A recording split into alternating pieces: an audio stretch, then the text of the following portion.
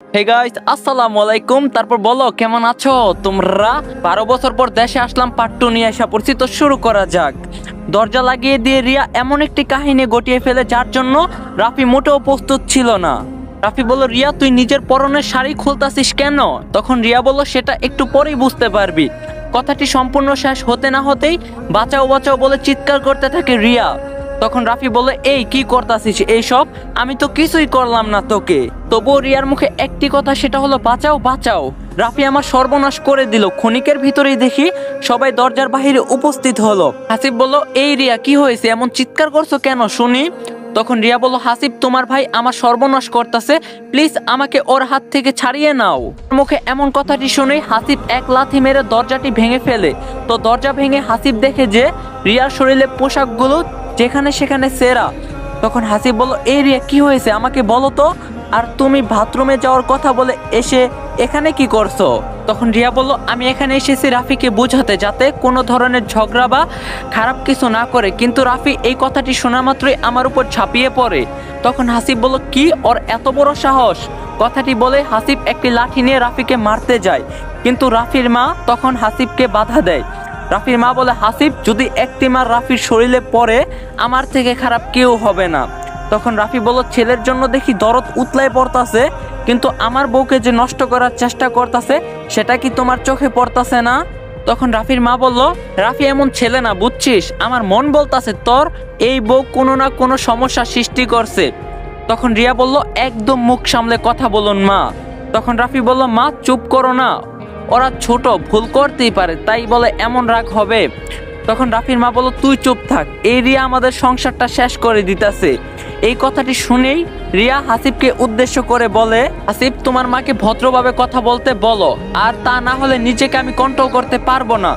তখন হাসিব বলল, মা তুমি আজে বাজে কথা বলতে পারো না রিয়ার সম্পর্কে। তখন রাফির মা বলল, কিসের আজে বাজে কথা? হ্যাঁ আমি সব সত্যি বলতাছি। তখন রাফি বলল, মা আমি একটা কথা বলি। তখন রাফির মা বলল, বল, কি বলবি তুই?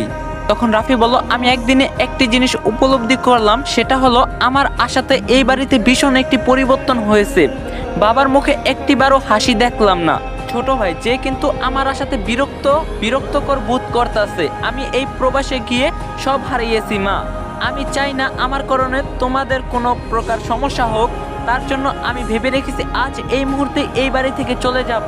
মা আরো একটি কথা, আমি প্রবাসে জেলে ছিলাম না, তোমাদের মিথ্যা বলছি।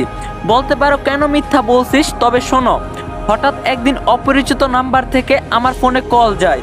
প্রথমে ফোন রিসিভ করি নাই, কিন্তু পরে বারবার ফোন আসতাছিল, তখন রিসিভ করলাম। পর আমি সালামও দিয়েছিলাম, আসসালামু আলাইকুম, কে বলছেন? ওই দিক থেকে চিকন একটি মহিলা কণ্ঠে বলে উঠলো, আপনি কি রাফি? তখন আমি বললাম, আমি রাফি, কিন্তু আপনি কে, চিনলাম না তো ঠিক। তখন মহিলাটি বলে ওঠে, আপনি বিদেশ থেকে যত টাকা পাঠাচ্ছেন সব টাকা আপনার বাবা নষ্ট করতেছে। আপনি জমি কিনতে যে টাকা পাঠিয়েছেন সেই টাকাও নষ্ট করে ফেলতাছে। আপনি কি জানেন আপনার বাবা আরো বউ সন্তান আছে? কথাটি শুনে আমি ভীষণ রাগ হই মহিলাটির উপরে। তখন আমি বললাম, আপনি কি ফাইজলামি করার জন্য আর কাউকে পাননি, আমাকেই খুঁজে পেয়েছেন? তখন মহিলাটি আবার বলে উঠে, আরে আপনার বউ আপনার ছোট ভাইয়ের সাথে সম্পর্কে জড়িয়ে গিয়েছে, আপনি শুধু শুধু ঠকে যাচ্ছেন ওদের টাকা পয়সা পাঠিয়ে। এই কথা শুনে আমি অনেক বাজে কথা বলি ওই মহিলাকে, কিন্তু এরপরে আমি প্রমাণ চাই এই সব কিছুর। বিশ্বাস করো মা, সেই মহিলাটি 1 মাসের ভিতর আমাকে সব প্রমাণ দিয়েছে। বাবার অন্য আরেকটি সংসার আছে, সেখানে 2টি সন্তান আছে, আর আমার ছোট ভাই হাসিব সেও আমার বউয়ের সাথে পরকীয়া জড়িয়ে গিয়েছে।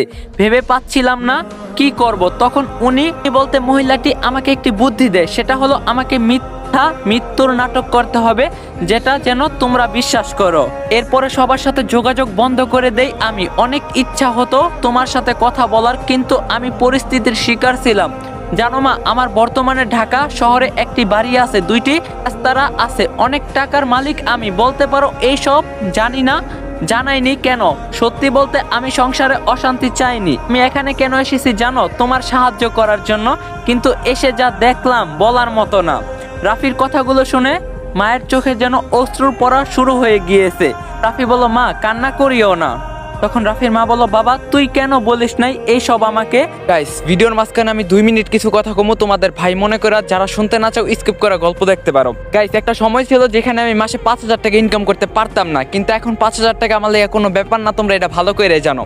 দেখো, তোমার বয়স যদি 18, 20, 22 হয় তাহলে তোমার জন্য অনেক ইনকাম সাইড আছে। আমি বলুম না যে তুমি আমার সাথে ইনকাম করো। দেখো, তোমার জীবনে টাকাই একটা মেইন পার্ট। টাকাটা তুমি জীবনে অনেক কিছু করতে পারবা। এই যে আমার দেখো, আমি প্রত্যেকদিন ইউটিউবে একটা করে ভিডিও দেই।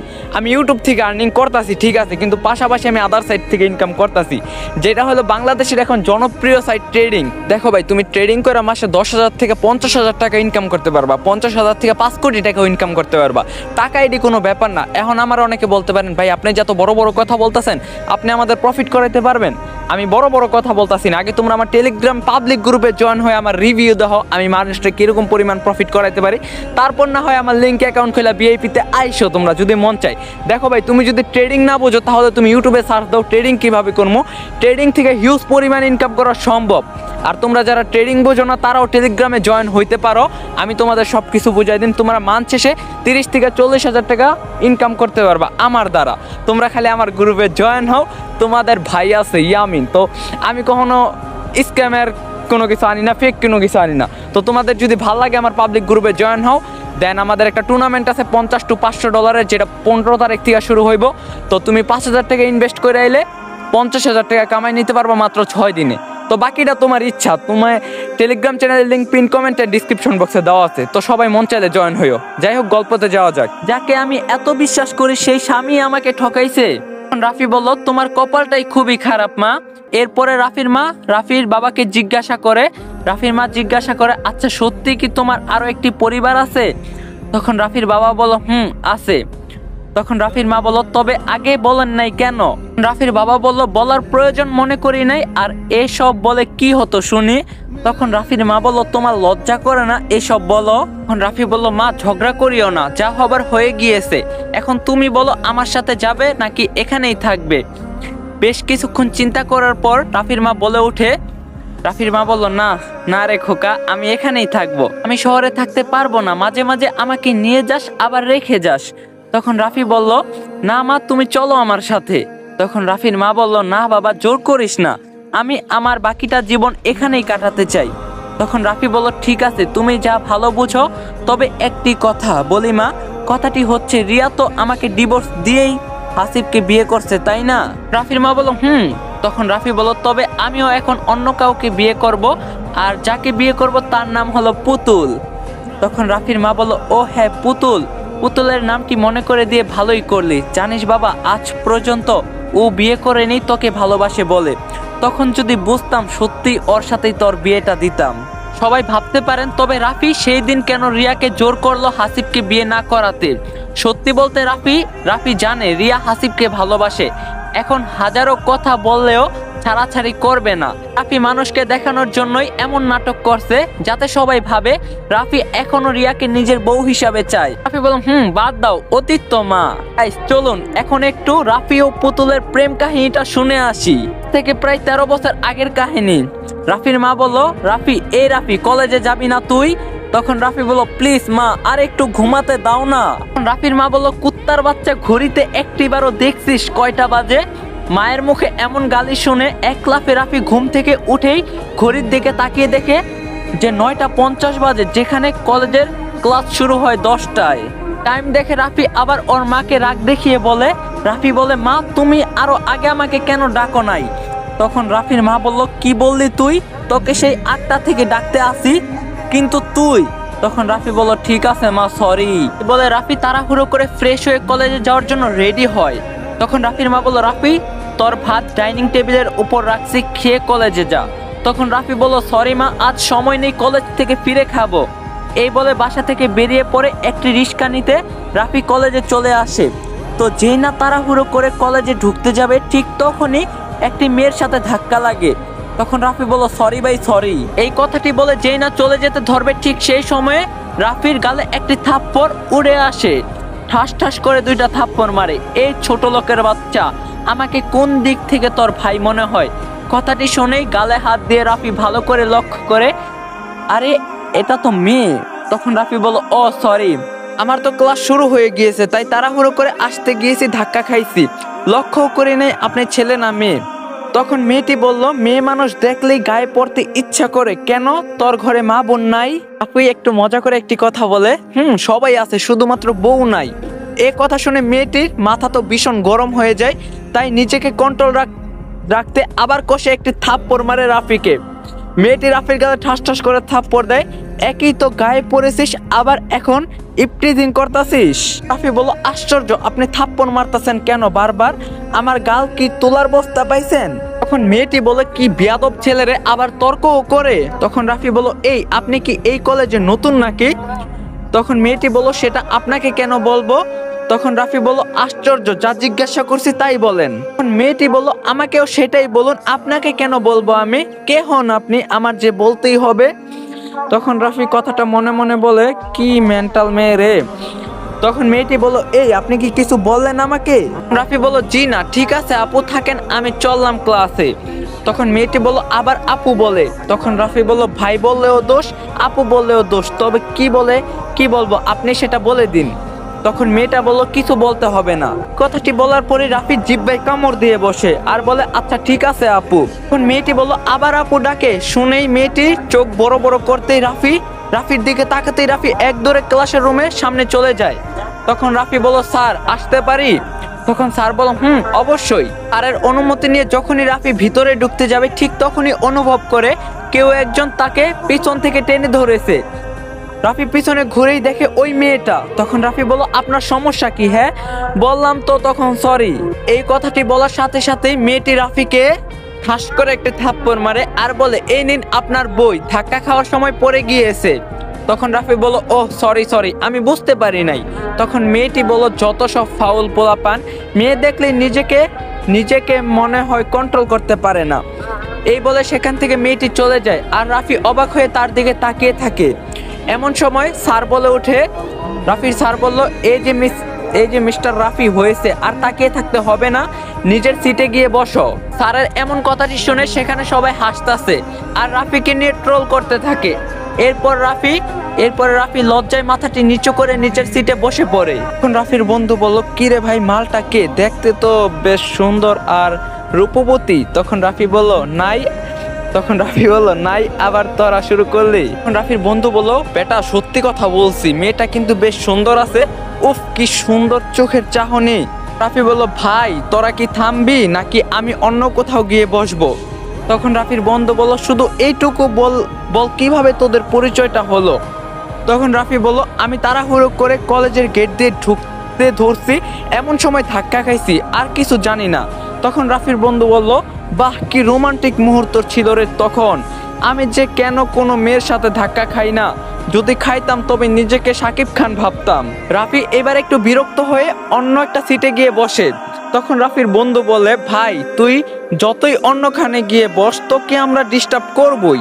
তখন রাফি নিশ্চুপ। রাফির বন্ধুরা তাকে পুরো ক্লাসটা ডিস্টার্ব করতেই থাকে, কিন্তু রাফি ওদের কথায় পাত্তা না দিয়ে মন দিয়ে ক্লাস করতেই থাকে। এক পর্যায়ে যখন ক্লাস শেষ হয়, তখন একজন বন্ধু রাফির পাশে এসে বলে, তুই যদি ওই মেয়েটাকে এখন প্রপোজ করিস, আমরা তোকে রেওস্তারায় গিয়ে খাওয়াবো। তখন রাফি বলল, প্রপোজ করা এটা কোনো ব্যাপার হলো? তখন রাফির বন্ধু বলল, না গো বন্ধু, ব্যাপার তো না, সাথে মেয়েটিও রাজি করাতে হবে, তোর টাইম 15 দিন। রাজি করার কথাটি শুনে রাফি একটু চুপ হয়ে যায়। তখন রাফি বলল, না আমি এই কাজ করব না। এই কথাটি শুনে সব বন্ধু বলে ওঠে। তখন রাফির বন্ধুরা বলে, তুই নাকি সব কাজই করতে পারিস, কোনো কাজই তোকে কেউ হারাতে পারে না, তো দেখা ওই মেয়েটাকে পটিয়ে, তাও আবার 15 দিন টাইম। এই বিষয়টি নিয়ে সবাই রাফিকে তখন খেপাতে থাকে। সবার এমন টেরা কথা আবার অপমান, এই সব সহ্য করতে না পেরে রাফি রাজি হয়ে যায় ওদের কথায়। তখন রাফি বলল, ঠিক আছে আমি রাজি, কিন্তু আমাকে তো খাওয়াবি, সাথে মার্কেটও করে দিতে হবে। তখন রাফির বন্ধুরা বলল, ঠিক আছে মামা, ডিল ডান। তখন রাফি বলল, দেখ এখনই প্রপোজ করতে যাব। কথাটি বলেই ক্লাসরুমের ভিতর থেকে রাফি বাহিরে চলে আসে, এসে মেয়েটিকে খুঁজতে থাকে। বেশ কিছুক্ষণ পর রাফি লক্ষ্য করে মেয়েটি তার বান্ধবীদের সাথে বসে আড্ডা দিচ্ছে। এক মুহূর্ত দেরি না করে রাফি সেখানে চলে যায়। তখন রাফি বলল, হাই। রাফির এমন হাই দেখা দেখে সবাই খিটখিট করে হাসতে থাকে। তো হাসতে হাসতে একটি মেয়ে বলে ওঠে, এই যে মিস্টার, কাকে হাই দিলেন? তখন রাফি বলল, ওই যে আপনার পাশে যে রূপবতী মেয়েটা আছে তাকে বলছি। এমন কথা শুনে সব মেয়ে বলে ওঠে, পুতুল তোকে হয়তো বলছে, যা দেখ কি বলে ছেলেটা। তখন রাফি বলল, বাহ কি সুন্দর নাম, যেমন দেখতে সুন্দর ঠিক তার নামটাও সুন্দর। তখন পুতুল বলল, এই বেদব, একদম চুপ চুপ করে থাক। তখন রাফি বলল, ওহে রূপবতী, আপনাকে দেখি নিজেকে ঠিক রাখতে পাচ্ছি না, তা না বলতে চাইলেও আপনা আপনি কথা বের হচ্ছে। তখন পুতুল বলল, আর একটি কথা বলবি তো থাপ্পড় খাবি, বলে দিলাম কিন্তু। গাইস, আজকের পার্টটা এখানে এন্ড করতেছি। পার্টটা তোমাদের কাছে কেমন লাগছে অবশ্যই কমেন্টে জানাবা। আর আমাদের 100K সাবস্ক্রাইবার হইতে আর মাত্র 2500 সাবস্ক্রাইবার বাকি আছে। তো সবাই চ্যানেলটা বেশি বেশি করে সাবস্ক্রাইব করো। আর তুমি যদি ইনকাম করতে চাও তাহলে এখনই আমার টেলিগ্রামে জয়েন হয়ে যাও, লিংক আছে পিন কমেন্টে। সবাই তাড়াতাড়ি জয়েন হও, টেলিগ্রামে গেলে সব কিছু বুঝা যাবা। তো ভিডিওটা বেশি বেশি করে লাইক করবা। আর পার্ট 3 কালকে ঠিক সন্ধ্যা 6টা বাজে আসতেছে। সবাই রেডি থাকো। আল্লাহ হাফেজ।